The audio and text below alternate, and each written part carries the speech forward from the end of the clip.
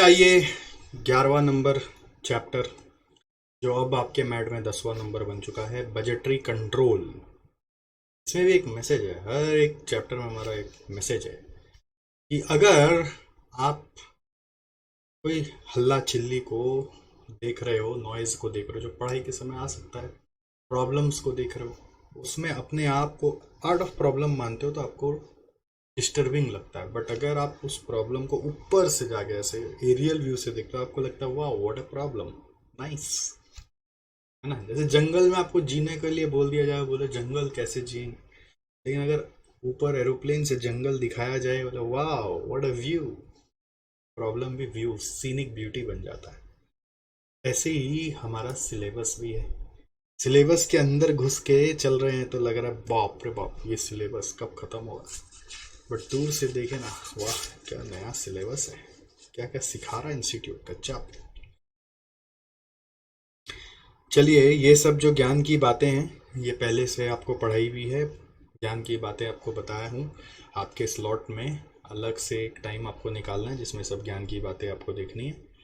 काम की बातें भी उस पर ध्यान दीजिए। बजटरी कंट्रोल, बजटरी कंट्रोल में 4 मेन स्टेप होता है कि बजट क्या होगा, परफॉर्मेंस, बजटेड परफॉर्मेंस, फिर एक्चुअल परफॉर्मेंस, फिर वेरिएशंस यानी कि डिविएशन, और फिर उसके बाद आपको देखना है कि कैसे हम उस डिविएशन को करेक्ट करेंगे।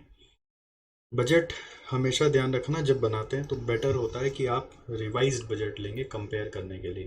ओरिजिनल बजट को बोलते हैं हम लोग एक्स आंते बजट, जो हमारे फोरकास्ट के ऊपर बनता है, और फिर एक्चुअल सर्कमस्टेंस के हिसाब से जब हम अपना बजट को रिवाइज करते हैं उसको हम लोग बोलते हैं एक्स पोस्ट बजट, या फिर हम उसको फ्लेक्सिबल बजट बोलते हैं।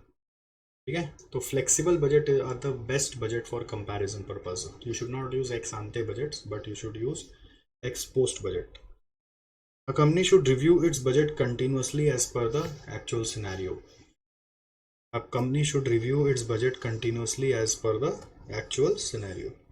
ठीक है, आपका बजट हमेशा आपको रिव्यू करते रहना है, ना कि बस एक बार बना के सीधा लास्ट में आगे बोलना अरे ये क्या हुआ। Ex ante budgets are based on forecast. Ex post budget are revised ex ante budget based on actual controllable scenarios. So ex post budgets are the best budget for comparison. ये यहाँ पे लिखा हुआ है। इसी के ऊपर एक क्वेश्चन है आपके पास, हमारे पास एक मैट में वो टूर ऑपरेटर वाला याद है आपको, जिसमें रिवाइज बजट बनाकर आपको अपना वर्किंग करना है। वो क्वेश्चन था GBTCL, क्वेश्चन नंबर 3 अपना मिलेगा DJB में, GBTCL बस वाला टूर ऑपरेटर ऐसे मैट का, जिसमें ये रिवाइज बजट बना के कंपैरिजन करके अल्टीमेटली कंक्लूड करना है। उसमें हम लोग ये भी एक कमेंट लिखते हैं कि उस कंपनी को अपना बजट को कंटिन्यूसली रिव्यू करना चाहिए, ना कि जिस सिर्फ एक बार बना के छोड़ देना चाहिए। नेक्स्ट है pre requisites for budgetary control. जिस भी ऑर्गेनाइजेशन में आपको ये बजटरी कंट्रोल इम्प्लीमेंट करना है उसका कुछ प्री रिक्विजिट्स है जिसको याद रखने का निमोनिक्स है। RTP का के अड्डा का वीडियो, RTP का अड्डा मार रहे और उसका वीडियो बन गया। 8 पॉइंट्स है, 1 2 3 4 5 6 7 और 8। तो R फॉर है आपका रिपोर्ट्स, T फॉर है रीजनेबल टारगेट्स, P फॉर है रिपोर्टिंग पीरियड्स शॉर्ट होना चाहिए, A फॉर है attitude towards the system, D for है demarcation between areas of responsibility, किसको क्या करना है, फिर D फॉर है डेटा कलेक्शन, फिर A फॉर है action being taken at time, और V फॉर है वेरिएंस रिपोर्ट्स। अब इसको सीक्वेंस में याद रखने का कोशिश करो। तो पॉइंट्स याद हो गया, बट सीक्वेंस क्या है कि एटीट्यूड होना चाहिए, रिस्पॉन्सिबिलिटी सबकी अलग अलग होनी चाहिए, टारगेट सबके अलग अलग अलॉटेड होने चाहिए, टारगेट्स के बाद फिर एक्चुअल का डेटा कलेक्शन, एक्चुअल का डेटा कलेक्शन होना चाहिए, रिपोर्ट्स आपका इंडिविजुअल मैनेजर्स का होना चाहिए रादर देन जनरल, फिर रिपोर्टिंग पीरियड शॉर्टर होना चाहिए, बहुत लंबे समय बाद नहीं निकालना चाहिए, टाइमली वेरिएंस रिपोर्ट आपका आना चाहिए, और action being taken to get operations back under control if they are shown to be out of control. ठीक है, नेक्स्ट है टाइप्स ऑफ बजटरी कंट्रोल।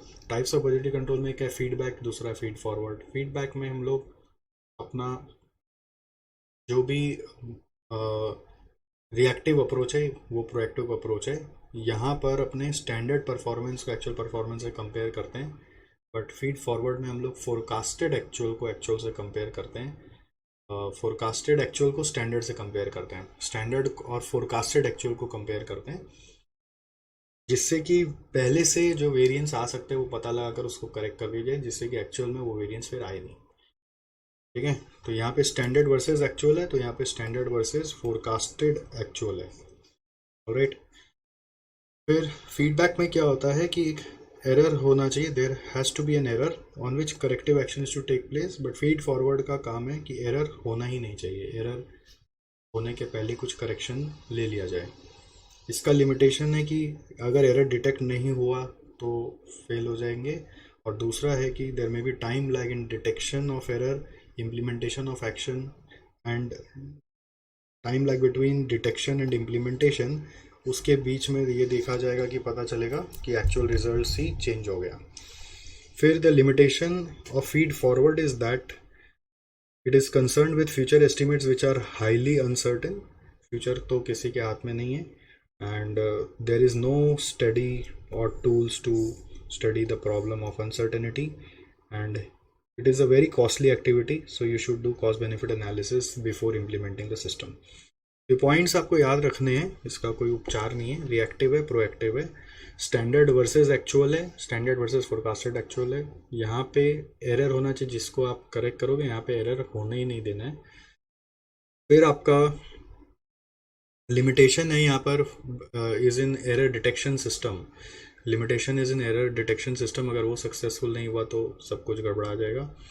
फिर यहाँ पर time lag in detection and implementation of corrective action, time lag in detection and implementation of corrective action हुआ तो results में change again. और यहाँ पर बात हो रहा है लिमिटेशन में कॉस्टली है, फ्यूचर के ऊपर बेस्ड है, जो स्टडी अनसर्टेन, और कोई फ्यूचर को स्टडी करने का प्रॉपर टूल्स भी नहीं है। फिर एक बात आ रही है implementation of feed forward control, अगर आपको बोल दिया जाए तो उसका आंसर में क्या लिखना है। में 6 ब्रॉड अप्रोचेस कैमिलस ने बताया है to implement preventive management control, उसका निमोनिक है जॉन के कैट की पिक, जॉन कैमिलस ने बनाया था ना, तो जॉन के कैट की पिक। तो C फॉर है कॉन्टिजेंसी प्लान, आपको पता होना चाहिए आपका। A फॉर आपका एडेप्टिव मैकेनिज्म होना चाहिए, जो ऐसा सिस्टम बनाओ जो समय के हिसाब से डायनामिक हो, इम्प्लीमेंट करने के समय अगर कोई बहुत कुछ परिवर्तन करना पड़े तो कर लेंगे। T फॉर है कि ट्रेंड एनालिसिस करेंगे। P फॉर है पॉलिसी डायरेक्टिव्स में आपको डालना पड़ेगा कि इस तरह का चेंजेस हम लोग को लाना पड़ेगा, ज़रूरत पड़ने पर हम लोग बिना एरर का सुधार करने का कोशिश करेंगे। I फॉर इंडिकेटर्स आपको तैयार करने पड़ेंगे, जिससे आपको पता चले कि कहीं एरर आ सकता है, जो प्रिवेंटिव कंट्रोल के लिए आपको पहले से अलर्ट करेगा। और C फॉर है कॉन्ग्रुएंट सिस्टम डिज़ाइन, जो इस कॉन्ग्रुएंट का मतलब होता है इंटीग्रेटेड टाइप्स, जिसमें कि ऐसा कुछ हो जो ऑर्गेनाइजेशन के गोल को अचीव कराने में हेल्प करे और ओवरऑल सबको हेल्प करे।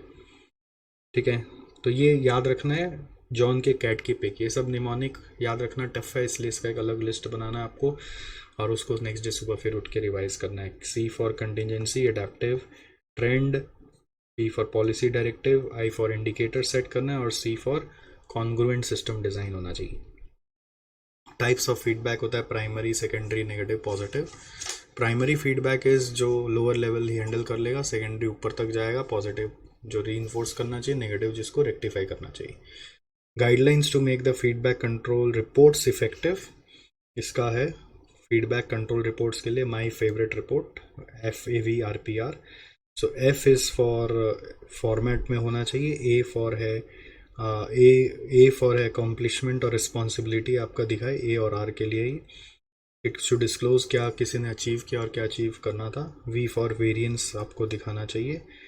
फिर P फॉर है प्रॉम्प्टली आना चाहिए, और R फॉर रिलेशनशिप ट्रेंड्स भी दिखे पुराना से अभी हम लोग कहाँ पे पहुँचे, क्योंकि फीडबैक आज ही ख़राब आया तो फट से एक्शन लेना ऐसा ज़रूरी नहीं है, बट फीडबैक का ट्रेंड ख़राब जा रहा है तो रिस्क बढ़ रहा है, तो आपको एक्शन लेना पड़ेगा। फिर guidelines to implement feed forward control, ठीक है, guidelines to implement feed forward control, ये implementation of feed forward control में 6 ब्रॉड अप्रोचेज है, ठीक है, 6 ब्रॉड अप्रोचेज। और यहाँ पर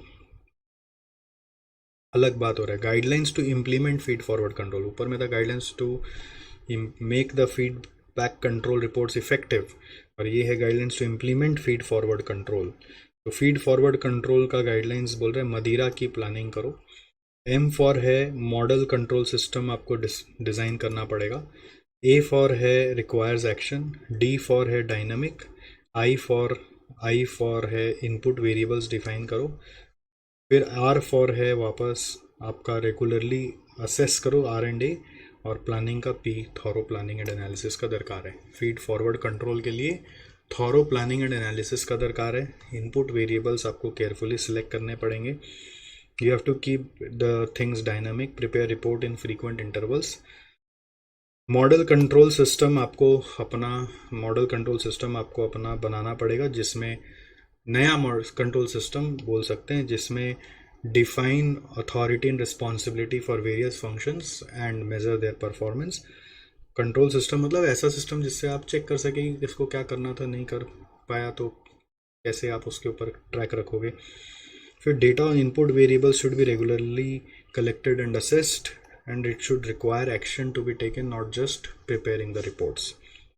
ठीक है, तो एक चीज़ और देखना, यहाँ पे guideline to implement feed forward control है, यहाँ पर भी implementation of feed forward control है, बट ये कैमिलस का 6 ब्रॉड अप्रोचेज है, और यहाँ पर अलग बात हो रही है, थोड़ा बहुत वहाँ से मैच हो रहा है, भले ही आप अगर इंटरनल मीनिंग को जाके देखेंगे तो, लेकिन यहाँ पर कुछ अलग बात हो रही है, ध्यान देना। ये आपके एक आंसर में भी लिखा है बाय इंस्टीट्यूट ने, guidelines to implement feed forward control. तो प्रेफर्ड है कि अगर आपको कैमिलस का पूछा तो वो बताओ, और अदरवाइज आपको नॉर्मल पूछा तो ये वाला बताना है। थॉरो प्लानिंग एंड एनालिसिस, मदिरा की प्लानिंग, तो प्लानिंग हो गया, M for model control system हो गया, A फॉर एक्शन लेना है, D फॉर आपको डायनामिक रखना है, I फॉर आपको इनपुट वेरिएबल्स केयरफुली सिलेक्ट करने हैं, R और A रेगुलरली असेस करना है अपने डेटा कलेक्टेड को। ठीक है, माई फेव रिपोर्ट का एक बार फिर से बोलो, फेव RPR, FAV RPR। तो एक F फॉर फॉर्मेट, फिर A फॉर है आपका अकॉम्प्लिशमेंट एंड रिस्पॉन्सिबिलिटीज़, फिर V फॉर वेरिएशन, फिर R for relationships, P for extracted promptly. फिर मदिरा की प्लानिंग का एक बार और बोलो, प्लानिंग के बाद M for model control system, A for आपका एक्शन लेना है, D फॉर डायनामिक होना चाहिए, I for input variables, R for regularly assessed, planning का thorough planning and analysis required. Implementation of feed forward control, ये actually गलत हो गया, इसको आप हटा दीजिए, ऊपर में सारा आ ही चुका है, उसको ही वापस से लिखा हुआ है। ठीक है,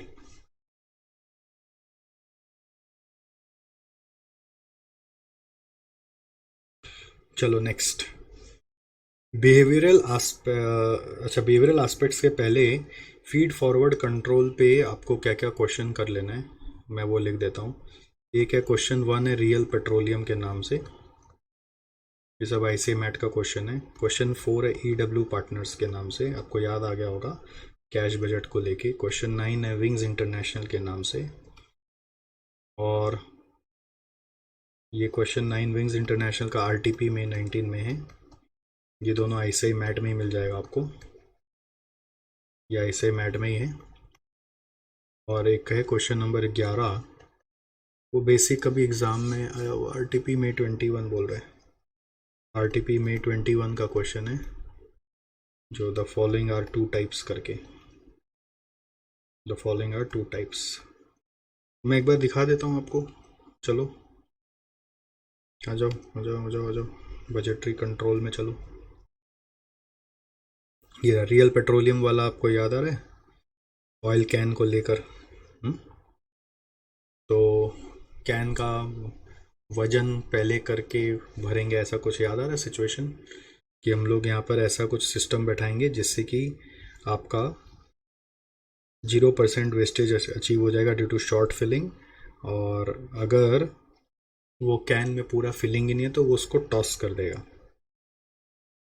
कैपिंग करने के पहले ही वो कैन को रिजेक्ट कर दिया जाएगा, जिससे आपका लॉस नहीं हो। तो बोल रहा था इसमें करंट में कौन सा सिस्टम है, प्रपोज कौन सा सिस्टम है, तो करंट में फीडबैक है, प्रपोज में फीड फॉरवर्ड है, राइट। तो इसमें एक पैराग्राफ में what is feed forward, what is feedback, और यहाँ पर explain as per case study, explain. ठीक है, यहाँ पे भी explain as per case study, एक पैराग्राफ में फीडबैक, एक पैराग्राफ में फीड फॉरवर्ड, और फिर यहाँ पे एक्सप्लेन, यहाँ पे एक्सप्लेन, राइट। फिर उसके बाद नेक्स्ट आ रहा है यहाँ पर क्वेश्चन नंबर, ये ग्रेट बस टूर कंपनी लिमिटेड वाला, जिसमें रिवाइज बजट बनाना है, आपको याद होगा। ये इनकम स्टेटमेंट दिया हुआ है और इसमें मेन जो रिवाइज बजट करना था उसमें ये रेवेन्यू को चेंज करना है। क्या करना है? मेन रेवेन्यू को चेंज करना है, राइट। रेवेन्यू को हम लोग कैसे चेंज करेंगे उसके ऊपर है। रेवेन्यू चेंज करना है और बाकी आपको प्रोपोर्शनेटली बहुत सारा कॉस्ट भी चेंज करना था। तो इसमें यहाँ पर आपको एक हिंट दिया हुआ था, we lost 2 months revenue and fuel prices are almost doubled. तो इस चीज़ को लेकर 2 months का जो आपको कटौती करना है उस चीज़ का इफेक्ट यहाँ पे दिखाना था। तो ये वर्किंग आपको ध्यान है कि यहाँ पर रेवेन्यू 10 months का रेवेन्यू लिया हुआ है और मेन है ये मटेरियल कॉस्ट कैसे लिया था, ये एक्चुअल का रेशियो ले लिया था। यहाँ पे ये एक्चुअल में जो रेशियो था उसको यूज़ किया, 19,600 डिवाइडेड बाई 93,500, ये 20.96% आ रहा है। तो 20.96% ऑफ 94,833 किया गया है, 20.96%। बस यही ट्रिक है और बाकी तो एज़ पर रेवेन्यू सारा प्रोपोर्शनेट होता चला जा रहा है। तो यहाँ पर प्रॉफिट आना चाहिए इतना, जबकि एक्चुअल में फिर भी लॉस आया है। तो यहाँ पे पूछ रहा है कि टूर मैनेजर को प्रॉफिट में से शेयर देना चाहिए क्या? प्रॉफिट तो आया ही नहीं है तो बोनस मिलना चाहिए क्या? तो हम लोग का सजेशन था कि बोनस देने से मोटिवेशन मिलेगा। वैसे तो बोनस रिजर्व नहीं करता है बट फिर भी मोटिवेशन मिलेगा, ठीक है। और आप लोग को भी बजट है ना पीरियोडिकली रिवाइज करना चाहिए, एकदम इग्नोर नहीं कर देना चाहिए, क्योंकि आप एकदम लास्ट में उसको पूछोगे कि ये क्यों नहीं हुआ तो ये आपका गलती है। ऐसा नहीं कि इसमें पूरा मैनेजर का गलती है, ठीक है। फिर ये ईडब्ल्यू पार्टनर्स वाला क्वेश्चन आपको ध्यान आ रहा है। इसमें इन लोग सोच रहे हैं एक सिस्टम बनाए जिससे कि हाँ अपना ये लोग पॉजिटिव कैश बैलेंस भी ले आए और सीसी भी ज़ीरो कर दे सितंबर तक। तो उसके लिए फीड फॉरवर्ड और फीडबैक कंट्रोल आपको बताना है। तो फीडबैक कंट्रोल में क्या होता है कि आप सीधा पीरियड एंड में जाके देखोगे जो डिज़ायर्ड आउटकम है वो आया कि नहीं। फीड फॉरवर्ड में आप एक मंथली कैश फोरकास्ट बना लोगे और उसके हिसाब से अपना टारगेट्स को पहले ही सेट कर दोगे उसमें कि आपको क्या करना है। उसके हिसाब से अगर आप वो फोरकास्ट को हर मंथ ऑन मंथ मॉनिटर करोगे तो you will get to know where you are lagging behind, किस मंथ में सेल को पुश करना है, रिसीवेबल को कलेक्ट करना है ज़्यादा या खर्चा को कंट्रोल करना, वो आपको पता चल जाएगा। तो ये फीडबैक फॉरवर्ड कंट्रोल से पॉसिबल है, ठीक है। So actual monthly cash balance can be made against the budgeted cash balance for that month. Comparison of actual and budgeted can be done against that month. Compare actual with budgets on 30th September and 31st March to see whether desired results have been achieved or not. ये main चीज़ यहाँ पे बताना है, ठीक है। All right. और ये feed forward का प्रोसेस है। फीडबैक तो जो भी एक्शन लेगा वो अगला पीरियड में लेगा, ठीक है। फीडबैक जो एक्शन लेगा वो अगला पीरियड में लेगा, ओके। तो यहाँ पे कैसे लिखना है उसको नोटिस कर लीजिएगा। आपका साइड नोट्स जो लिखा हुआ उसको एक बार पढ़ लीजिएगा, बट मैंने आपको क्रक्स इसका बता दिया है। नेक्स्ट है आपका, ये तो बजट वाला है, पार्टिसिपेटिव बजट वाला। 1 के बाद 4, 4 के बाद 9 है। 9 में आ जाओ। 9 में या विंग्स इंटरनेशनल वाला क्वेश्चन है। इसमें आपको बेसिकली एयरलाइंस को लेके पूरा कहानी लंबा सारा किया हुआ है। तो strategies adopted by Wings International in becoming no frills airline जब बोल रहा है तो नो फ्रिल्स मतलब cost leadership. Identify the strategy adopted by Wings International for propose project, that is differentiation strategy. फिर the entire strategy for the proposed project depends on information available about the future outlook in the industry. Recommend guidelines to the management to put a place in control reporting mechanism that can enable Wings International to take preventive measures to avoid errors in its strategy. तो इसमें क्या लिखना है? Guidelines for feed forward control, जिसका guidelines for feed forward control का जिसका आपको अभी पढ़ाई कराया था मैंने मदिरा की प्लानिंग के नाम से। तो थॉरो प्लानिंग, ठीक है। मॉडल कंट्रोल सिस्टम याद आ रहा है। रिक्वायर्स एक्शन, डायनामिक होना चाहिए, याद करो। इनपुट वेरिएबल और data on input variable should be regularly collected and assessed and it should require action. और लास्ट क्वेश्चन यहाँ पे बोल रहा है, आप बताओ, recommend guidelines to the management should put in place for a control reporting mechanism that can enable Wings to correct its error and make changes in its operation in a more timely manner। तो यहाँ पे feedback के बारे में लिखना है।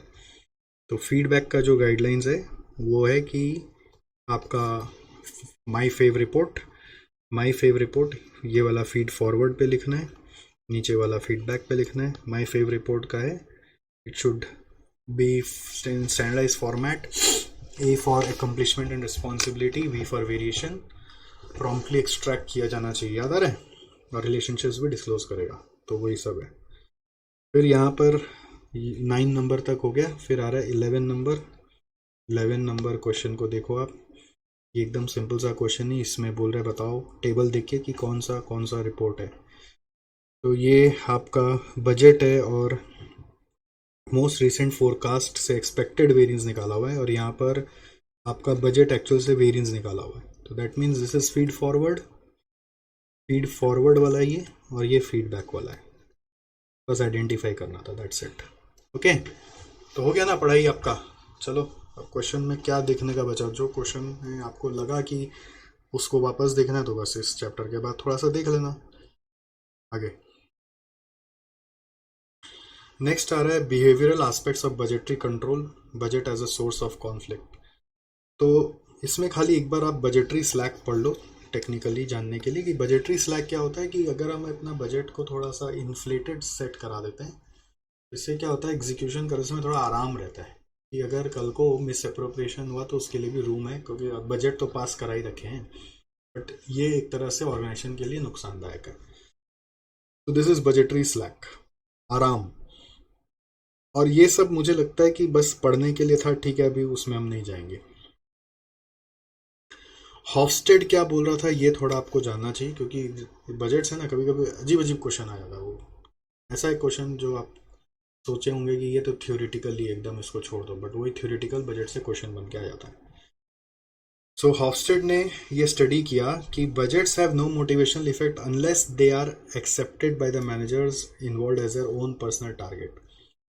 फिर up to the point where the budget is no longer accepted, the more demanding the target, the better the results achieved। जितना demanding होगा उतना रिजल्ट होगा। टू डिफिकल्ट को लोग नेगेटिवली लेते हैं।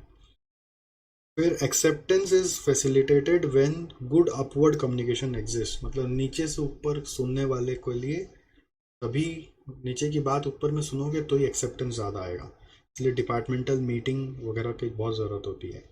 Managers' reaction to budget targets were found affected both by their own personality and culture of the organization। But बाकी लोग ही गलिया रहे हैं तो मेरा पर्सनैलिटी अच्छा है एक्सेप्ट करने का, तो भी मैं एक्सेप्ट नहीं कर पाऊंगा। ठीक है, मैं गलिया रहा हूँ, बाकी लोग एक्सेप्ट कर रहे हैं, तो बाकी लोग मेरे जैसे हो सकते हैं। तो कल्चर और ओन पर्सनैलिटी दोनों पर डिपेंड करता है। तो ये 5 पॉइंट आपको याद करना है हॉफस्टेड के हिसाब से। ठीक है, ओन पर्सनल टारगेट पे डिपेंड करेगा। मोर डिमांडिंग द बजट, तो बहुत अच्छा रिजल्ट आता है। जितना डिफ़िकल्टी लेवल होगा उतना नेगेटिवली परसीव किया जाएगा। एक्सेप्टेंस जनरली देखा गया है कि आपका अपवर्ड कम्युनिकेशन और डिपार्टमेंटल मीटिंग से बेटर आता है। और reactions to budget targets is dependent on own personality and general cultural and organisational norms. Next आ रहा है overcoming the consequences of budgetary control on behaviour. Overcoming the consequences of budgetary control on behaviour. Overcoming the consequences of budgetary control on behaviour. तो उसका तरीका क्या हो सकता है ओवरकम करने का? इसके ऊपर ऐसा कोई जनरल क्वेश्चन ऐसे है नहीं, बट ये नॉलेज के लिए दिया हुआ है कि कल को अगर इससे कोई क्वेश्चन बन जाए तो आप इसका पॉइंट्स ये सब लिख सकते हो कि कैसे हमारा बिहेवियरल इश्यूज कम हो जाए। बजट का रिलेटेड जो आदमी लोग रिएक्ट करता है कि उसको कभी कोई टू डिफ़िकल्ट लगता है, तो कभी किसी को ना ओन पर्सनैलिटी के कारण बजट एक्सेप्ट नहीं होता, अपवर्ड कम्युनिकेशन का इश्यूज लगता है तो वो मानता नहीं है। तो उसका सॉल्यूशन क्या है कि उनको इन्वॉल्व कर सकते हो आप। दूसरा एजुकेट कर सकते हो। तीसरा है डिफ़िकल्टी लेवल को थोड़ा मॉडरेट कर सकते हो, जैसे कोई केस स्टडी में इसके पॉइंट्स आप यूज़ कर सकते हैं। फिर आप ज़्यादा फाइनेंशियल डेटा पे माथा ना लगाएं, काउंटिंग इन्फॉर्मेशन पे ज़्यादा ना दिमाग लगाएं, नॉन फाइनेंशियल एस्पेक्ट्स भी देखें, जिससे कि लोगों को ये ना लगे कि बजट सिर्फ हमारे अंदर खामी निकालने के लिए यूज़ किया जाता है। और जब आप टारगेट भी सेट करें तो फाइनेंशियल नॉन फाइनेंशियल दोनों को लेके करें, अनकंट्रोलेबल चीज़ों के लिए उनको जिम्मेदार ना ठहराएं, लॉन्ग टर्म के बारे में ज़्यादा सोचें, ना कि आप बजट के कारण शॉर्ट टर्म फोकस हो जाए। और टाइम टू टाइम इंटरवल में इसको असेस करते रहें, नहीं तो एक साथ आप बाहर लेके आ जाओगे जो कोई कर ही नहीं पाएगा। ठीक है, तो ये ओवरकमिंग द कॉन्सिक्वेंसेज है, ये जनरल नोट्स है, मतलब इससे कोई अपने पास डेडिकेटेड क्वेश्चन अभी नहीं है। नेक्स्ट आओ आप आगे देखो, effect of difficulty level of budget on performance. अगर आइडियल स्टैंडर्ड है, बहुत चैलेंजिंग है तो डीमोटिवेटिंग होगा, वेरी इजी है तो भी लोग काम नहीं करेंगे, नॉर्मल लेवल होने से, मॉडरेट लेवल होने से लोग काम करते हैं, बट उसमें भी बजटरी स्लैक आ सकता है, but however it is best, इसीलिए मॉडरेट लेवल ऑफ डिफिकल्टी हमने यहाँ पे डाला हुआ है। To ensure managers are properly motivated, ये नॉलेज पर्पज़ के लिए, खाली कंप्लीटनेस के लिए आप दो तरह का बजट सेट कर सकते हैं, एक एक्सपेक्टेशन बजट, एक एस्पिरेशन बजट। तो लोगों को डिफ़िकल्टी बजट डिफ़िकल्ट ना लगे इसलिए बना देते हैं एस्पिरेशन बजट, अगर तुम वहाँ तक टच करो तुमको अलग से रिवॉर्ड मिलेगा, बट वो बहुत डिफिकल्ट है, तुम कितने एम्बिशियस हो वहाँ से चेक कर लेंगे। और एक्सपेक्टेशन मतलब तो बेयर मिनिमम है, तुमको जॉब चलाना है अपना तो ये करो, ये नॉलेज पर्पज़ के लिए ऐसे कन्विंस किया जाता है। फिर आपको नेक्स्ट आ जाओ, इंपॉर्टेंट चीज़ है ये टेबल पूरा, इसमें जितना भी बात है वो एकदम याद करना है आपको, टॉप डाउन और बॉटम अप का डिफरेंस, यानी कि इम्पोज स्टाइल और पार्टिसिपेटिव स्टाइल का डिफरेंस आपको याद करना है। ठीक है, एक सेंट्रलाइज सिस्टम में, एक डिसेंट्रलाइज सिस्टम में। इम्पोज स्टाइल में क्या होता है, टॉप मैनेजमेंट सारा डिसीजन लेता है, वो आपको जो इंस्ट्रक्शन लिख के भेज देता है, बस आपको उसको फॉलो करना पड़ता है। बट बॉटम अप में क्या होता है कि नीचे वाला थोड़ा अपना मार्केट सर्वे करके, अपना कैपेबिलिटीज़ को चेक करके प्रपोज करता है कि हम ये करके दिखाएंगे, जो ऊपर में भेजा जाता है रिव्यू करने के लिए, सजेशंस दिया जाता है, उसको इनकॉर्पोरेट करने के बाद नीचे में जो करना है उसको वो करने बोल दिया जाता है। That is bottom up approach. उसके बाद इसका एडवांटेजेस डिसएडवांटेजेस आपको समझना है, क्या जो इसका एडवांटेज है वो उसका डिसएडवांटेज है।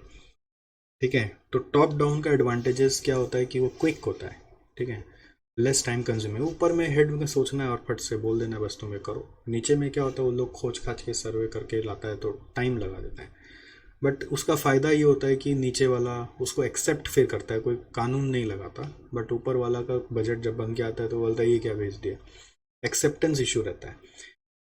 नीचे वाले में वो जब अपने से बनाएगा, अगर मैनिपुलेट करना चाहे तो मैनिपुलेट करके उसमें स्लैक घुसा देगा, बट ऊपर से बन के आएगा तो उसमें कोई स्लैक का चांस नहीं होता है। नीचे वाले में आदमी लोग को जब बोलते हैं ना तुम अपने से बजट बनाओ, तो प्रॉब्लम है कि ये लोग को उतना मैनेजमेंट का बुद्धि नहीं भी हो सकता है, इसलिए वो लोग तर्क वर्क वितर्क बहुत ज़्यादा कर सकते हैं कि अरे ये होगा ये नहीं होगा, मेरे हिसाब से ये होना चाहिए। मैनेजरियल स्किल सब में कोई ज़रूरी नहीं है ना, सबको वो बजट का उतना डीप नॉलेज हो कोई पता नहीं है, तो वो लोग बहुत ज़्यादा आर्ग्यूमेंट करते हैं, ऊपर से बना के भेज दिया तो जो बना के दिया चुपचाप करो। बाद में क्या होता है, नीचे में लोग ब्लेम नहीं करते, नीचे वाले से जब पार्टिसिपेटिव बजट होता है तो ऊपर वाले में तो ऑलवेज ब्लेम कर सकते हैं कि हमारे ऊपर इतना टारगेट डाल दिया। ठीक है, और नॉर्मली हम लोग को नीचे में जब हम नीचे से बजट बनाते हैं तो नीचे वाले को रूट लेवल का नॉलेज होता है, तो उसके हिसाब से उस इशू को सॉल्व करते हुए बजट बनाता है। बट ऊपर से जब बजट बना के भेजते हैं ना तो हम लोग को ग्राउंड लेवल का नॉलेज नहीं होता, रूट कॉजेज बहुत सारे इश्यूज के पता नहीं होते, तो उस तरह से वो कई बार इनइफेक्टिव भी हो सकता है। प्रॉब्लम होता है कि हम लोग ऊपर वाले में ना इस साल बजट बनाए और अगला साल बस बोल देंगे उसी को 10% बढ़ा दो फॉर एग्जाम्पल, बट उसका 10% का जरूरत है कि 40 का जरूरत है कि -20 का जरूरत है, ये चीज़ जब नीचे में रूट लेवल से बनता है बजट तो ही पता चलता है, तो नीचे वाले का एडवांटेज है। तो ये सारा पॉइंट जो मैंने बोला वो यहाँ पे लिखा हुआ है, ठीक है, तो आप इसको अब एडवांटेज डिसएडवांटेज की तरह सजा के लिख लीजिएगा।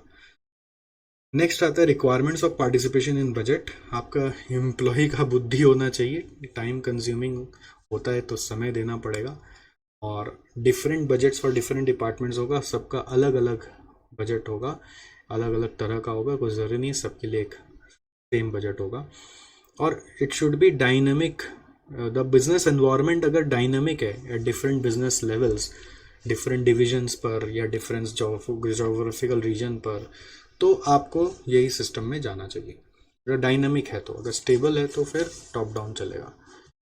Next, best approach of budgeting generally अपने पूछते हैं अगर कोई, तो अपने बोलते हैं दोनों का कॉम्बिनेशन होना चाहिए। ऊपर वाला डायरेक्टिव्स बना दे ठीक से कि कैसे सोचना है, कब तक सोचना है, फॉर्मेट्स बता दे, और नीचे वाला फिर उसको सोच ले। तो that is the combination of both the style. Top level can set up guideline and share the broad plans, पूरा उसका भी विजन, वो अपना भी क्या करने वाला है टॉप लेवल पे बैठ के वो बता दे। जैसे वो बता दे कि हम लोग इस बार आईपीएल को स्पॉन्सर करेंगे, फिर फुटबॉल प्रीमियर लीग को स्पॉन्सर करेंगे, ऐसा कुछ बता दिया तो पता चल गया इतना ब्रांडिंग होने वाला है। तो इस हिसाब से हम अपना टारगेट को भी थोड़ा सा एस्पायरिंग टारगेट्स पे हम ले जा सकते हैं। Budget to be reviewed by top level and changes to be discussed with lower level, ना कि just imposed on lower level.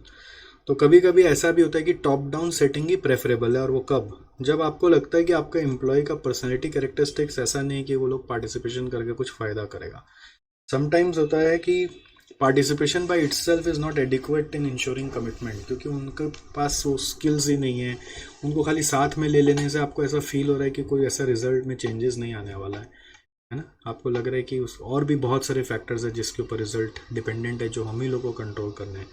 फिर sometimes process is highly programmable, automated है, तो उतना कोई डायनामिज्म नहीं है, तो इसलिए आपको टॉप डाउन में रहना चाहिए। और where large number of homogeneous units are operating, homogeneous मतलब सेम तरह का बिजनेस यूनिट्स है या फिर डिविजन्स है जिसमें सेम ही काम हो रहा है बार बार, तो वहाँ पे आपको पार्टिसिपेटिव रखने का दरकार नहीं है। तो मुझे लगता है कि इस बार है ना, जैसे टॉप डाउन और बॉटम अप है ना, अभी तक कोई खास ऐसा क्वेश्चन एग्जाम में आया नहीं, तो मुझे ऐसा लगता है कि फॉर अ चेंज हो सकता है इंस्टीट्यूट इस बार आपसे ये वाला क्वेश्चन पूछे, ठीक है, टॉप डाउन और बॉटम अप पे, क्योंकि कई बार तो इंस्टीट्यूट नया नया चीज़ पूछने का प्रयास करता ही है ना, तो हो सकता है इस पर आप एक तैयारी अच्छे से करके जाना। बेस्ट अप्रोच भी पढ़ना, रिक्वायरमेंट्स ऑफ पार्टिसिपेशन भी पढ़ना, और circumstances when top down is preferable, इसको भी पढ़ना। फिर आ रहा है ये वाला के ऊपर तो अलग से क्वेश्चन आ ही चुका है एग्जाम में, वो है effect of use of accounting और actual information in budget setting process, कि too much stress on financial और actual results can sometimes demotivate the managers because they feel that only that is to be done, but that is always the short term. Long term view is coming from other factors which we call as non-financial factors. So holistic performance evaluation होना चाहिए। However, Hopwood ने 3 distinct styles of using budget and actual information समझाया। एक है budget constraint style, जिसमें आपको बोला जाता है कि आपको जो बजट में करने बोला है वो करके दिखाना है, ठीक है, मतलब you are more like a cost centre. Then profit conscious style, उसमें बस आप रोज रोज में जो कर रहे हो करो, आप एक्सीड कर गए अपने एक्चुअल कॉस्ट, बजटेड कॉस्ट से कोई प्रॉब्लम नहीं है, ओवरऑल प्रॉफिट टारगेट आ रहा है तब तक ठीक है। थर्ड में नॉन अकाउंटिंग स्टाइल में हम लोग नंबर्स ऐसे क्या बोलते हैं, नॉन फाइनेंशियल नंबर्स ज़्यादा देखेंगे, नॉन फाइनेंशियल नंबर ज़्यादा देखेंगे, जैसे कि सेफ्टी स्टैंडर्ड्स आपने कितना इंप्लीमेंट किया है। तो फर्स्ट बजट कॉन्स्टेंट स्टाइल में अगर हमारा मैनेजर टाइमली रिपेयर नहीं करा के रखा मशीन को, और मशीन ब्रेक डाउन हो गया और फिर बाद में कॉस्ट ऑफ रिपेयर्स एक्सीड कर गया देन स्टैंडर्ड, तो हम हल्ला मचा देंगे, क्योंकि हम लोग का ऑब्जेक्टिव है कि आपको बस अपना बजट कॉस्ट में रहना था। Profit constant style, conscious style में हम लोग बोलते हैं भाई ओवरऑल प्रॉफिट आ रहा है ना, अगर तुम अब ब्रेक डाउन हो गया और उसको रिपेयर कराया तो हम लोग प्रेज करेंगे, चलो अच्छा गया, ओवरऑल प्रॉफिट हिलना नहीं चाहिए। और नॉन अकाउंटिंग स्टाइल में हम लोग ये सब कॉस्ट पे ध्यान ही नहीं देते, हम लोग अदर स्टैंडर्ड्स पे ध्यान देते हैं, रेटिंग क्या मिल रहा है, बाहर से रेटिंग क्या मिल रहा है, जैसे एयरलाइंस है तो सेफ्टी रेटिंग क्या मिला हम लोग को, उसके लिए चाहे जो भी कॉस्ट लगा। नेक्स्ट है इन्वॉल्वमेंट विथ कॉस्ट, किसमें, ये इसके ऊपर ही एक एग्जाम में भी क्वेश्चन आया था जैन 21 में, कोई कल्पना भी नहीं कर सकता था कि उसके ऊपर क्वेश्चन आएगा, ठीक है। तो उसमें हाई लो मीडियम आपको लिखना था। तो इन्वॉल्वमेंट विथ कॉस्ट 2 में हाई है, लास्ट वाले में है ही नहीं, लो है। जॉब रिलेटेड टेंशन पहला में ही सबसे ज़्यादा है, बाकी दोनों में मीडियम है, टेंशन नहीं है ऐसा नहीं है। मैनिपुलेटिंग ऑफ अकाउंटिंग इन्फॉर्मेशन सबसे पहला फर्स्ट में एक्सटेंसिव होता है, बाद की 2 में डिटेल होता है। रिलेशन विद सुपीरियर पहला में बहुत ख़राब होता है, बाकी 2 में ठीक होता है। रिलेशन विद कॉलीग्स पहला में ख़राब हो जाता है, दूसरा में, बाकी दो में ठीक रहता है। लिमिटेशंस ऑफ ट्रेडिशनल बजटिंग, इसको याद रखने का निमोनिक आपको दिया हुआ है, आरसीबी दारू SUV. RCB royal Challengers Bangalore, दारू समझ गए, एसयूवी में जा रहा है। तो ये लिमिटेशंस ऑफ ट्रेडिशनल बजटिंग है, इसके पॉइंट्स आपको याद रखने पड़ेंगे, ठीक है। तो इसमें आर फॉर क्या है, कॉस्ट रिडक्शन, फोकस करता है वो वैल्यू क्रिएशन पे नहीं। सी फॉर क्या है, कॉस्टली है। बी फॉर क्या है, बैरियर टू चेंज है, बदलने नहीं देता। डी फॉर क्या है, डिपार्टमेंटल बैरियर्स है, नॉलेज शेयरिंग नहीं करता है, बोलता है तुम अपना करो, तुम अपना करो।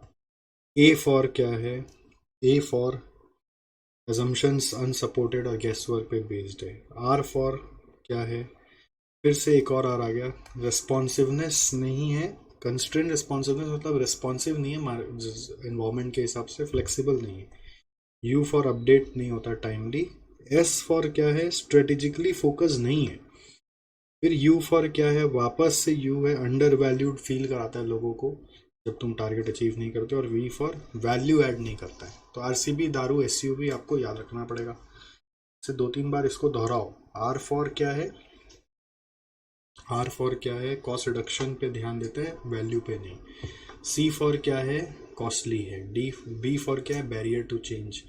D for departmental barriers. A for क्या है, assumptions गेस वर्क।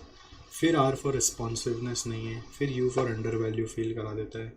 फिर एस फॉर क्या है, एस फॉर है कि स्ट्रेटेजिकली फोकस नहीं है। फिर यू फॉर अपडेट नहीं होता टाइमली। फिर V for add little value. ऐसे निमोनिक्स का लिस्ट बनाना पड़ेगा, आरसीबी दारू एसयूवी, और ये पेज नंबर लिख के रखो, एक बार फिर से रिवाइज करेंगे, ठीक है।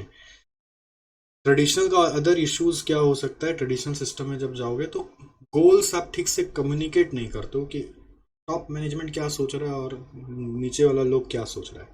तो वो क्वालिटी पे फोकस कर, आप कॉस्ट पे फोकस करो। तो आप कॉस्ट पे फोकस करो तो बताओ ना, वो क्वालिटी पे फोकस करेगा तो कैसे चलेगा। दूसरा, एक्चुअल समटाइम्स में इंक्लूड अनकंट्रोलेबल फैक्टर्स, जिसको हटा के हमेशा एनालिसिस किया जाना चाहिए, जो बजटरी कंट्रोल में भी बोल रहे थे और वो ट्रेडिशनल बजटिंग में हो जाता है। तो वैसा सिस्टम होना चाहिए। और तीसरा, आप जब सक्सेस आ रहा होता है ना, तो फटाफट आप बजट टाइट कर रहे होते हो जिससे कि और ज़्यादा रुपया बचे। तो फोकस क्या ना, कॉस्ट सेविंग्स पे है। ये नहीं सोचते कि और ज़्यादा टाइट करने से क्वालिटी पे क्या असर पड़ जाएगा, फ्रीक्वेंट टाइटनिंग करते हैं। तो ये सब का सॉल्यूशन क्या है, लैक ऑफ कोऑर्डिनेटेड गोल्स का सॉल्यूशन है कि ऑब्जेक्टिव्स क्लियरली डिफाइन करके कम्युनिकेट करिए। कंट्रोलेबल फैक्टर्स रखने का सॉल्यूशन ये कि आप कंट्रोलेबल फैक्टर्स को लेके ही करिए, अनकंट्रोलेबल को इग्नोर करिए। और फ्रीक्वेंट टाइटनिंग नहीं करना चाहिए। इसके लिए क्या है, सब अपने ऑर्गेनाइजेशन को एजुकेशन देना चाहिए कि बजटरी कंट्रोल सिस्टम कैसे वर्क करता है, फ्रीक्वेंट टाइटनिंग ऑफ बजट का क्या इम्पैक्ट हो सकता है। इस पर्टिकुलर इशू और सॉल्यूशन के ऊपर एक क्वेश्चन है, अगर आपको याद आ रहा होगा, इट्स फ्रस्ट्रेटिंग वाला, मिस्टर सिंह और डिनाल, याद आ रहा है। उसमें ये 3 इशू हाईलाइट करना था और उसका ये 3 सॉल्यूशन देना था, 4 सॉल्यूशन देना था, ठीक है। Do not tighten frequently and educate the organization on budgetary control system. वो ऐसे मैट का ही क्वेश्चन है, ओके, ऐसे मैट का ही क्वेश्चन है। नेक्स्ट, बियॉन्ड बजटिंग में आ जाओ। बियॉन्ड बजटिंग में क्या है, what is beyond budgeting, a set of guiding principles, और उसका डेफिनेशन लिखना पड़ेगा। बहुत बार आ गया, मेरे को लगता है इस बार तो नहीं आना चाहिए, कम से कम अभी तक का एग्जाम में ये 2 बार आ चुका है। बियॉन्ड बजटिंग से बार बार पूछने का लॉजिक क्या है। खैर, इंस्टीट्यूट है, 2 बार तो आई है ना। The set of guiding principles that propose और एडीए पीवी, अदा का प्रेजेंट वैल्यू। तो A for abandoning the traditional budget, बोल रहे ट्रेडिशनल बजट को हटाओ। दूसरा ये बोलता है डिसेंट्रलाइज्ड डिसीजन मेकिंग होना चाहिए। तीसरा ये बोलता है पर्सनल रिस्पॉन्सिबिलिटी दे दो लोगों को एग्जीक्यूशन का। पी फॉर बोल रहा है आपका, पी फॉर पर्सनल रिस्पॉन्सिबिलिटी हो गया, ए फॉर हो गया abandon the traditional, D for हो गया डिसेंट्रलाइज्ड। फिर एक और ए, अडेप्टेबिलिटी टू चेंज, माहौल के हिसाब से बजट भी फटाफट बदल जाए और ऑब्जेक्टिव वैल्यू मैक्सिमेशन पे हो, ना कि कॉस्ट रिडक्शन पे। तो adaptive is the main purpose for your beyond budgeting. A set of guiding principles, set of guiding principles जो प्रपोज करता है अदा पीवी। सादा पीवी में A for adaptability to change, A for abandoning the traditional budget, D for decentralize decision making, नीचे वाले लोग decision ले लें, फिर पी फॉर पर्सनल रिस्पॉन्सिबिलिटी पे काम करें और वैल्यू को मैक्सिमाइज करने पे फोकस करें। तो इसका दो मेन एडवांटेज है कि अडेप्टिव है, सिनेरियो के हिसाब से बदला जा सकता है, और ये डिसेंट्रलाइज है, जैसा नीचे में डिसीजन लेंगे वो सही है, ज़्यादा ऊपर से इम्पोज नहीं करेंगे। ट्रेडिशनल वर्सेस बियॉन्ड बजटिंग आपको याद करना पड़ता है, ये एग्जाम में चला के पूछ लेते हैं या इसके ऊपर कोई क्वेश्चन भी बनाया जा सकता है कि ट्रेडिशनल में इंक्रीमेंटल टारगेट्स दिए जाते हैं कि हर बार चलो 20% और करके दिखाना, बट यहाँ पर आपको ये बोला जाता है कि एज पर सिचुएशन तुम अपना टारगेट लो, नहीं कर सकते हो पुराना जितना तो उतना मत करो। ट्रेडिशनल में फिक्स्ड इंसेंटिव है, मतलब हर एक को बराबर इंसेंटिव मिलेगा। बियॉन्ड बजटिंग में रिलेटिव इंसेंटिव्स है, मतलब कोई बहुत चैलेंजिंग इन्वायरमेंट में कोई काम करके दिखा दिया तो उसको ज़्यादा इंसेंटिव मिलना चाहिए, taking into account operating conditions. Traditional budgeting में बजट बेस्ड टारगेट्स है, budget is only the targets, और यहाँ पर बियॉन्ड बजटिंग में ग्रोथ बेस्ड टारगेट है कि आपका पास से आप और बेटर कितना जा रहे हो, फ्यूचरिस्टिक कितना सोच रहे हो, उसके ऊपर है। प्लानिंग एंड कंट्रोल्स में कैटेगरी बनाया हुआ है, उसमें फिक्स्ड एनुअल प्लान होता है, बट यहाँ पर कंटिन्यूअस प्लानिंग चलता रहता है जिसको अपने रोलिंग फोरकास्ट भी बोलते हैं, ठीक है। और वेरिएंस पे यहाँ पे ज़्यादा ध्यान दिया जाता है, यहाँ पे केपीआईज यानी नॉन फाइनेंशियल फाइनेंशियल का मिक्स पे ध्यान दिया जाता है। फिर यहाँ पर ट्रेडिशनल में रिसोर्स जो दे दिया उसी से साल भर चलाना पड़ेगा, यहाँ पे रिसोर्स ऑन डिमांड मिल जाएगा, जब जो चाहिए वो दे देंगे। यहाँ सेंट्रल कोऑर्डिनेशन है या डायनामिक कोऑर्डिनेशन है, क्रॉस डिपार्टमेंट क्रॉस कंपनीज, आप कभी भी किसी से कोई भी तरह का कोऑर्डिनेशन कर सकते हैं। कल्चर में यहाँ सेंट्रल कंट्रोल है, यहाँ पे लोकल कंट्रोल है, यहाँ पे मैनेजिंग नंबर्स पे फोकस है, वहाँ वैल्यू पे फोकस है। यहाँ इंफॉर्मेशन शेयरिंग अलाउड नहीं है, करते नहीं है, यहाँ पे ओपन इंफॉर्मेशन शेयरिंग है। तो बेसिकली जितना लिमिटेशन है ट्रेडिशनल बजटिंग का उसको दूर किया गया, ठीक है। तो आप जनरलाइज आंसर लिख देते हैं, जनरली आरसीबी दारू एसयूवी का पॉइंट्स याद रखकर आप उसी का ऑपोजिट कर देंगे तो सब बियॉन्ड बजटिंग बन जाएगा। तो जो उसका लिमिटेशन है वो उसका फीचर्स है, ठीक है। हालांकि सारा पॉइंट्स वहाँ पे नहीं है, यहाँ पे थोड़ा सा डिफरेंट पॉइंट्स है। इसके ऊपर अलग से केस स्टडी है होटल वाला, क्वेश्चन नंबर 7 बोलकर है, मार्जिनल स्टे बोलकर, magical stay sorry magical stay बोलकर, जो आरटीपी नवंबर 18 में आया हुआ है। तो देखना बनता भी है कि उसमें किस तरह से ये ट्रेडिशनल में उन लोग अपना होटल चला रहा था, तो उसको बियॉन्ड बजटिंग में स्विच करने के लिए क्या क्या चेंजेस अपने आप में लाना पड़ेगा, वो इसी पॉइंट्स पे आधार करके वो क्वेश्चन बनाया हुआ है। फिर आता है foundational principles of beyond budgeting, जिसमें 12 फाउंडेशनल प्रिंसिपल्स है, 6 of which relate to leadership and 6 of which relate to management process. इसका निमोनिक आपको याद करना और कुछ नहीं माथा लगाना है। लीडरशिप प्रिंसिपल्स में कोट पहनने वाले, लीडर लोग कोट पहनने वाले, इसका निमोनिक है। तो सी फॉर है इसमें कस्टमर के ऊपर, जिसका फोकस है कि कस्टमर को किस तरह से हम लोग ध्यान में रखते हुए, सेंट्रल फोकस में रखते हुए अपने सब कोई काम कर पाए। ओ फॉर ऑर्गेनाइजेशन का कल्चर और उसके ऊपर कंट्रोल। ए फॉर ऑटोनॉमी, लोगों के ऊपर विश्वास करना, फ्रीडम देना, जबरदस्त एक गलती कर गया तो सबका ऑटोनॉमी छीन लेना, ऐसा नहीं करना। T for transparency, T for transparency रखना। P for purpose, V for value, ठीक है, पर्पस और वैल्यू। तो देख लो, सी फॉर कस्टमर्स मिल जाएगा, O for organisation, around accountable teams, avoid hierarchical control and bureaucracy, तो कल्चर को स्ट्रॉन्ग बनाने का बात है। A for autonomy, freedom to act, don't punish everyone if someone abuse it.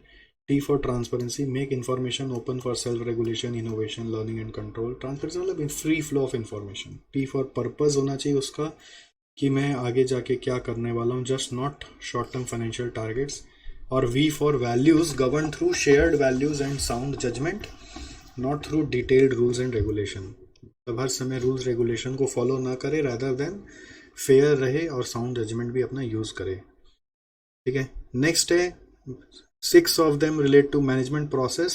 तो मैनेजमेंट प्रोसेस के लिए प्यार प्यार तेरा रिदम, उसका 6 कैसे आ रहा है, पी आर टी आर। पर तर प्यार प्यार तेरा रिदम। तो इसमें क्या है, पहला तो रिदम ही है।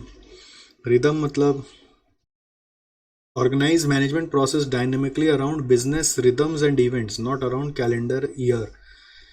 मतलब ज़रूरी नहीं है कि आप खाली कैलेंडर ईयर के हिसाब से चलें। एक बिजनेस का भी अपना एक फील होता है, रिदम होता है, अलग अलग बिजनेस के भी इवेंट्स होते हैं। तो मैनेजमेंट प्रोसेस को इतना डायनेमिक बनाइए कि हर समय आप कुछ एक्शंस रिएक्शंस कर सकें, सेलिब्रेशन कर सकें, मीटिंग्स कर सकें। जो भी मैनेजमेंट स्टाइल जो है ना, ऐसा होना चाहिए कि एज पर बिजनेस के नीड के हिसाब से। ये नहीं कि ये काम तो हम सितंबर में ही करेंगे। अगर बिजनेस यहाँ पे आपका ज़रूरत फील कर रहा है तो उस समय अभी करो ना। नेक्स्ट है टारगेट्स। टारगेट्स सेट करना है directional, ambitious, relative goals. Relative goals means कि जिसका तुम्हारा को जो दिया सबको वही देगा ऐसा जरूरी नहीं है, जिसका जो होना चाहिए वो। Avoid fixed and cascaded targets, यही बात बोलना चाह रहे हैं कि जिसका जो होना चाहिए वैसा, ना कि एक समान पूर्वक सबको टारगेट दे दिया, वैसा नहीं।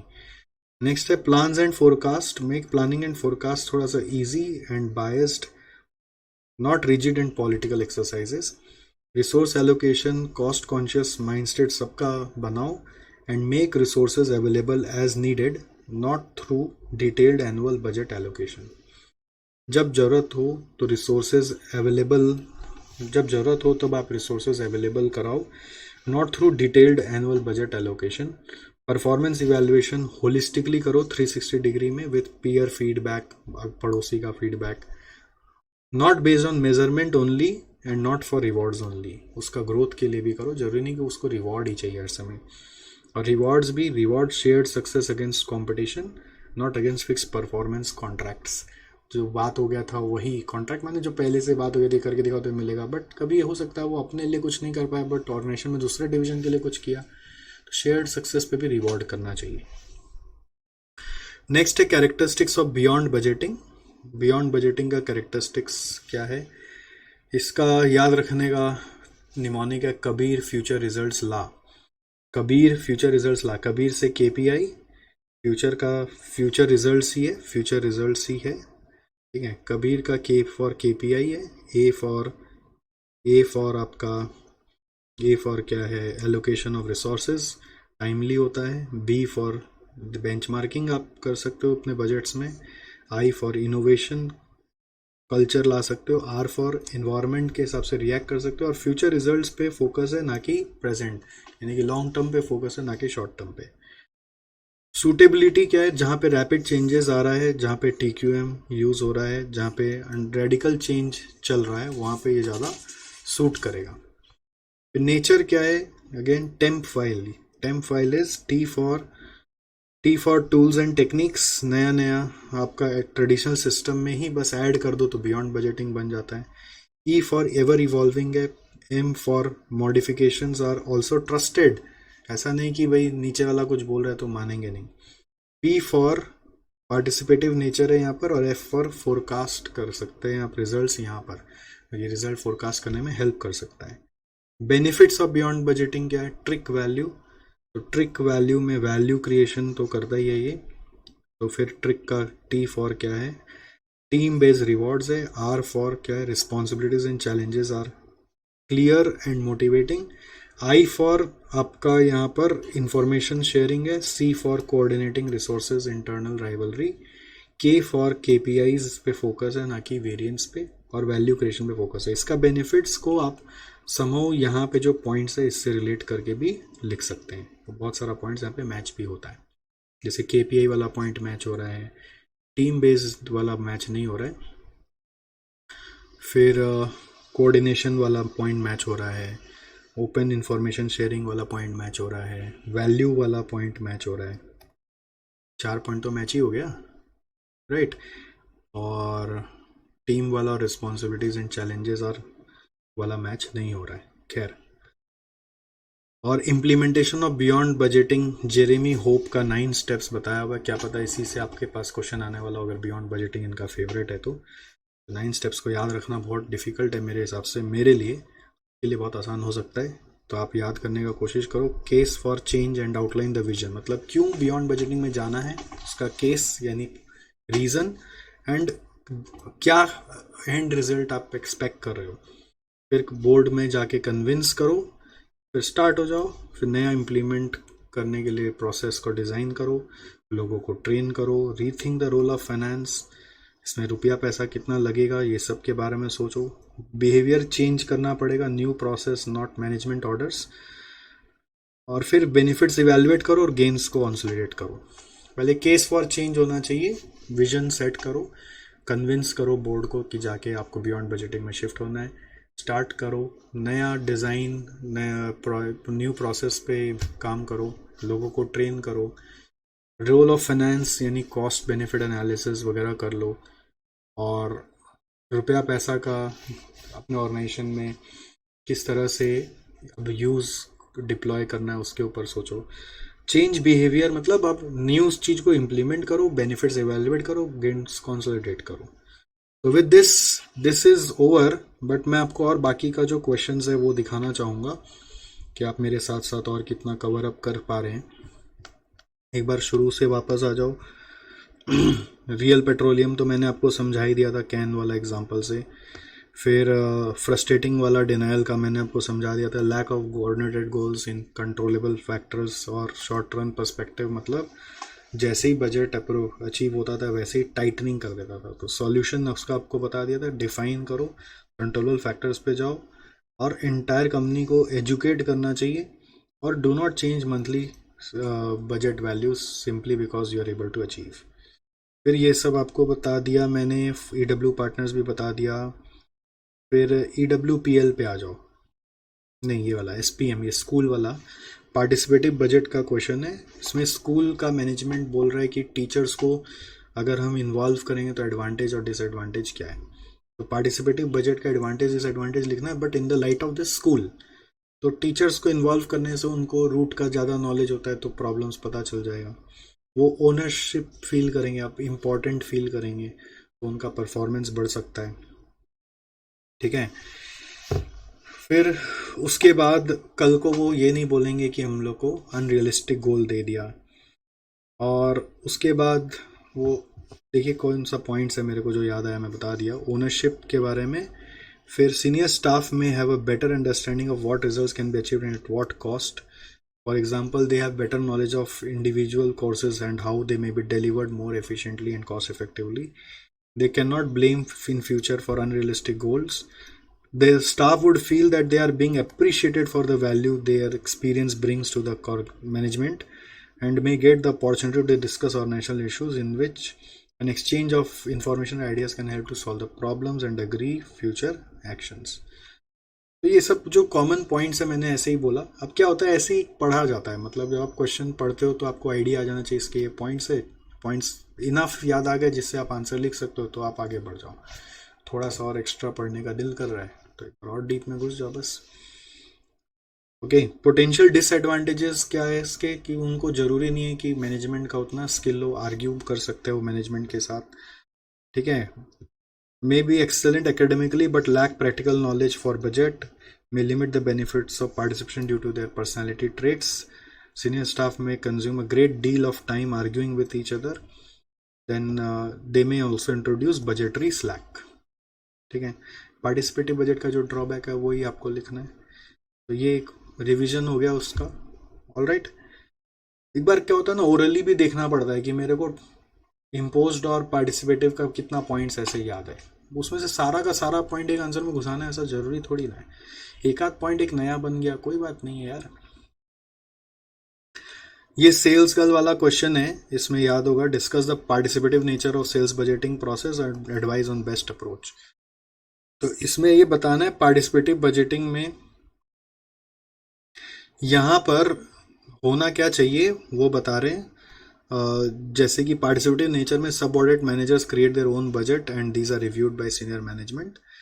फिर as subordinate manager creates the budget, it might be possible that budgets goal become the managers personal goal, वो एक्सेप्ट कर लेता है advantage. It has the advantage of involving individuals whose knowledge of local condition may enhance the entire planning process.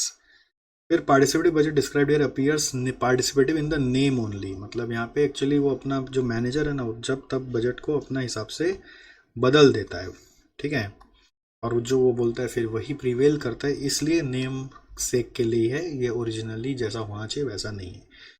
तो top down में क्या होता है और बॉटम अप में क्या होता है वो बताते हुए यहाँ पे एक बेस्ट अप्रोच बताया हुआ है जो होता है कॉम्बिनेशन ऑफ बोथ, ठीक है। उसका आंसर में आप पढ़िएगा कि इसमें बेस्ट अप्रोच क्या दिया हुआ है, आप पढ़ लीजिएगा। यहाँ पे एक बेस्ट अप्रोच पूछा है ना,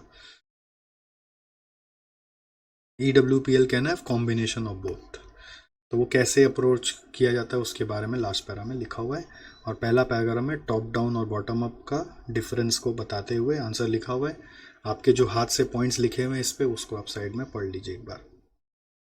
नेक्स्ट ये मैजिकल स्टे वाला क्वेश्चन, होटल वाला क्वेश्चन है। इसमें ट्रेडिशनल बजटिंग और बियॉन्ड बजटिंग का डिफरेंस को हाईलाइट किया हुआ है कि budgets based on these policies may not be flexible enough, ये ट्रेडिशनल बजट का लिमिटेशंस के बारे में।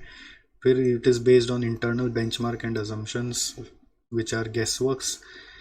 फिर इंक्रीमेंटल टारगेट इसी को बोलते हैं, बस 10% बढ़ाना है, सिचुएशन में क्या पॉसिबल है नहीं है वो नहीं देखना है, ऑटोनॉमी नहीं देते हैं। फिर in order to meet budget targets managers may try to negotiate for lower sales target to achieve more budget allocations, जिस वही बजटरी स्लैक वो लोग इंट्रोड्यूस करवा सकते हैं अगर आप मैनेजर्स के साथ बैठ के बात करेंगे। तो उसका सॉल्यूशन है डिसेंट्रलाइज सिस्टम में यानी बियॉन्ड बजटिंग, जिसमें आपको डिसेंट्रलाइज और पार्टिसिपेटिव में जाना पड़ेगा। You have to be more adaptive to changing scenarios. Target are based on performance of peer group companies. Benchmark based on peer group companies' performance will be unbiased and reflects current business scenarios better. Focus is shifted to external market condition. ठीक है, employee morale is also boosted. तो ये मैंने की points आपको दिखा दिया है, बट आपका हाथ से कुछ लिखा हुआ है तो आप उसको भी पढ़ लेंगे तो और क्लैरिटी आ जाएगा आपका।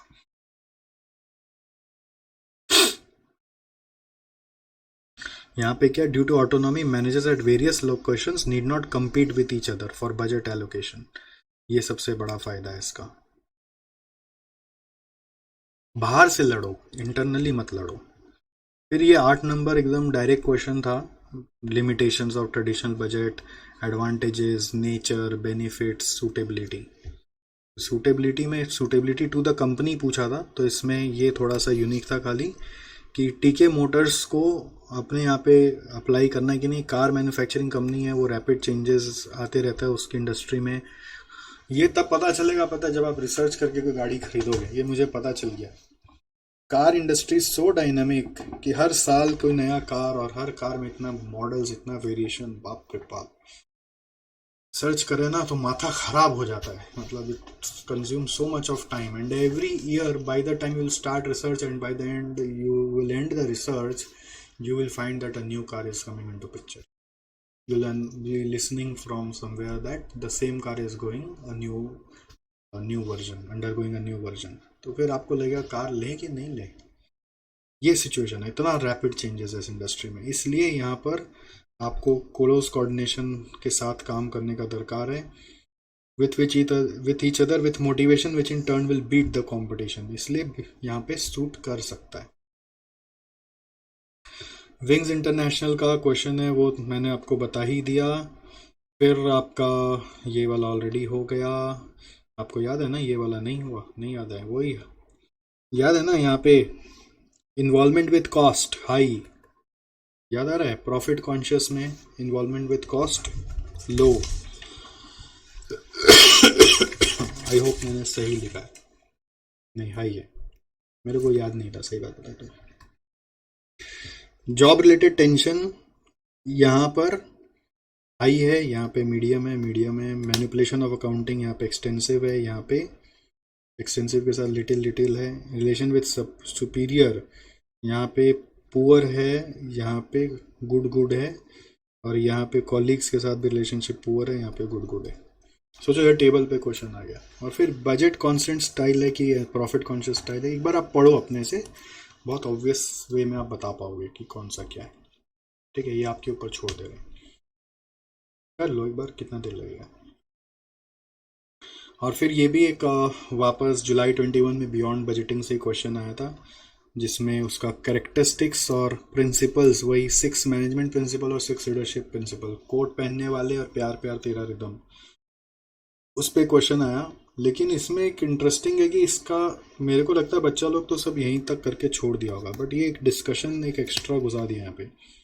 अगर हो सके तो पढ़ लो, अब नहीं पढ़ा हुआ तो छोड़ दो। बट ये डिस्कशन में एक्सपेक्ट नहीं किया था कि इंस्टीट्यूट लिखेगा। हम लोग को तो लगा था कि इंस्टीट्यूट खाली बस ये पॉइंट्स, ट्रेडिशनल बजटिंग का ड्रॉबैक, और ड्रॉबैक भी कोई लिखने मेरे हिसाब से नहीं गया होगा एग्जाम में। हम लोग तो कैरेक्टरिस्टिक्स, 6 प्रिंसिपल्स ये वाला और 6 प्रिंसिपल्स ये वाला ही लिख के आते शायद एग्जाम में। मेरे हिसाब से ये इंस्टीट्यूट ने जो आंसर दिया ना, उसमें ये एक्स्ट्रा दे दिया। इतना लंबा कोई लिख भी नहीं पाएगा 10 मार्क के लिए, इंस्टीट्यूट ऐसा सोचता नहीं है। बात ये वाला स्टैंडर्ड कॉस्टिंग का क्वेश्चन है, प्रॉफिट रिकॉन्सिलेशन का। इस चैप्टर में गलती से घुस गया, बाद में शिफ्ट करेंगे स्टैंडर्ड कॉस्टिंग में। तो प्रॉफिट रिकॉन्सिलेशन में आप इसको अटेम्प्ट करके देख सकते हैं, अगर उसका एक रिकलेक्शन करना है। छोटा सा क्वेश्चन है, 10 मार्क का तो क्या, बट छोटा सा ही है, ट्राई करके देखा जा सकता है। वही आपको फॉर्मेट याद होना चाहिए कि बजटेड प्रॉफिट होगा, फिर सेल्स कंट्रीब्यूशन, प्राइस वेरिएंस और वॉल्यूम वेरिएंस और सारा कॉस्ट वेरिएंस लेकर एक्चुअल प्रॉफिट आता है, याद है ना? बस वही है। तो इसके साथ बजटरी कंट्रोल चैप्टर भी एक बार मेरे तरफ से ख़त्म हुआ। बस आपको क्या करने का है, अब आपको मेनली एक ही काम करना है, जिसको हम बोलेंगे कि जो जो निमोनिक्स है, इसका बहुत सारा निमोनिक्स है, उसका एक बार लिस्ट बना के आप फिर से दोहराइए। जितना दोहराओगे उतना याद होगा, उतना कॉन्फिडेंट महसूस करोगे। मुझे लगता है इस बार इसमें participative budget, top down budget ज़्यादा महत्वपूर्ण हो सकता है, क्योंकि बियॉन्ड बजटिंग से तो बहुत बार क्वेश्चन ऐसे ही आ गया है। उसके अलावा और कुछ भी आया तो वो इतना आसान है कि आप ऐसे ही लिखाओगे। चलो कैरी ऑन, थैंक यू। देखो बजट चैप्टर आपका हो गया, लेकिन एक दो चीज़ आपको बताना है कि एक कॉन्सेप्ट है परफॉर्मेंस बजटिंग, ठीक है? परफॉर्मेंस बजटिंग क्या होता है, उसका एक बारे में आप थोड़ा सा यहाँ पे नोट कर लीजिए, अपना मैट में जाके या फिर कॉपी में जाके एक बार नोट कर लीजिए कि यहाँ पे हम लोग हमारे मैनेजर को एक परफॉर्मेंस टारगेट दे देते हैं, जो नॉट नेसेसरली मनी से जुड़ा हुआ होगा। It can be any quantitative target, ठीक है, विच इज़ फाइनेंशियल और नॉन फाइनेंशियल। जैसे प्रॉफिट ला के दिखाओ, या फिर बोला कि इतना कैपेसिटी पे प्रोडक्शन करके दिखाओ, कुछ भी हो सकता है, फाइनेंशियल भी हो सकता है, नॉन फाइनेंशियल भी हो सकता है, it can be anything. So performance target. अब इसको अगर बनाने बोला जाए ना कि बजट बना के दिखाओ, तो कैसे बनाओगे? कॉलम्स क्या होगा, में एक ओरिजिनल बजट होगा। फिर मान लीजिए ओरिजिनल बजट बनाया हमने 1000 यूनिट का फॉर एग्जांपल। अब पता चला कि बाज़ार में मार्केट साइज़ ही श्रिंक हो गया, इसलिए जो साइज़ है वो 1000 का नहीं है, वो 600 का ही है। पेंडेमिक हिट हो गया, माई साइज़ ही गिर गया मार्केट का, तो आपको रिवाइज बजट बनाना पड़ेगा, जिसको आपने पढ़ा है x post budget. Revise budget should be always use for comparison, फिर एक्चुअल ऑफ 600 से कंपेयर करेंगे, ठीक है, एंड देन वेरिएंस निकालेंगे। Variance is between revise budget and actual. अब मिस्टेक क्या होता है एग्जाम में, अगर ये बजट दे देना कि ओरिजिनल में हम 1000 सोचे थे, एक्चुअल में 600 किया, तो आप बजट बना के दिखाओ, कंपैरिजन करके दिखाओ, वेरिएंस निकाल के दिखाओ, तो आप इसमें और इसमें कंपैरिजन कर दो, तो which is wrong. Comparison will always be between revised and actual. तो कंपैरिजन इज ऑलवेज बिटवीन, के ऊपर सम्स भी किए वो ग्रेट बस टूर वाला, बट मान लो वो तो बड़ा सम है तो आपको वैसे याद है, बट जनरल में याद ही नहीं है। तो रिवाइज बजट और एक्चुअल कंपेयर होना चाहिए। रिवाइज बजट का दूसरा नाम होता है flexible budget and actual, alright. और ऐसा भी हो सकता है, अगर आप स्टैंडर्ड कॉस्टिंग से इसको लिंक कर दें, तो एक परफॉर्मेंस रिपोर्ट बन सकता है showing all variances. Showing all variances जब इस तरह का बोलता है ना, तो हो सकता है प्रॉफिट रिकॉन्सिलेशन स्टेटमेंट चाह रहा होगा, जो आप स्टैंडर्ड कॉस्टिंग में सीखते हैं। प्रॉफिट रिकॉन्सिलेशन स्टेटमेंट, जिसका फिर ओरिजिनल बजट से ताल्लुक आता है, फिर ओरिजिनल बजटेड प्रॉफिट से चालू होगा सिलसिला, और एक्चुअल प्रॉफिट पे जाके ख़त्म होगा, जो स्टैंडर्ड कॉस्टिंग में सीखते हैं, जिसमें पहला आ जाता है सेल्स प्राइस वेरिएंस, दूसरा आ जाता है कंट्रीब्यूशन वॉल्यूम वेरिएंस, और तीसरा आ जाता है सारे कॉस्ट वेरिएंस। अब इसमें एक चीज़ ध्यान रखना, जब ऐसा बनाते हो तो ये फ्लेक्सिबल बजट जब आप बनाओगे ना, तो आपको ध्यान होगा वेरिएबल कॉस्ट तो प्रोपोर्शनेट हो जाएगा, और फिक्स कॉस्ट क्या होगा, सेम लिख देते हैं ना अपने, जो 1000 पे वही 600 पे रह जाएगा। सेम रख रहे मतलब मार्जिनल कॉस्टिंग फॉलो करते हैं इनडायरेक्टली। मार्जिनल कॉस्टिंग बोलता है आउटपुट घटने बढ़ने से फिक्स कॉस्ट में कोई चेंजेस नहीं आएगा। एब्जॉर्प्शन कॉस्टिंग बोलता है आउटपुट के हिसाब से फिक्स कॉस्ट भी चेंज हो जाएगा।